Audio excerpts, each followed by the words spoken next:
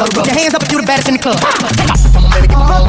Girl, I'm trying to get you next to me, but first you gotta let me see that booty work, booty work, booty work, booty work, booty work, booty work, booty work. Go ahead. Hey, a day in my life as a piling yung vlog ang bruha. So, ayan na, trip ko lang mag-video. Diba? Uso daw to.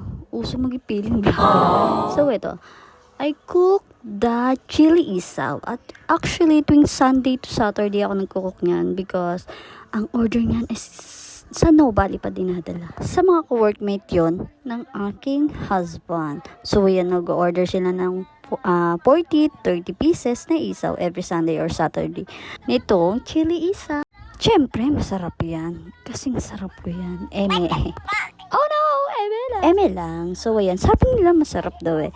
Kaya madalas silang umorder. Nagkukuk ako niyan ng 9 to 10 kilos kada Sabado or Linggo. Ayan. Yan ang libangan ko. Ang magluto ng kasing sarap ko.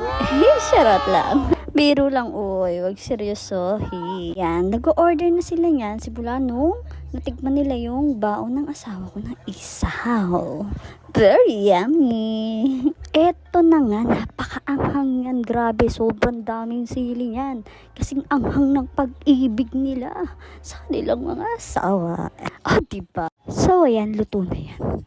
Patapos na yan dyan. Kaya naman, ako'y nag-almusal na ng cake. Ready to eat muna bago to serve. Thank you. Bye!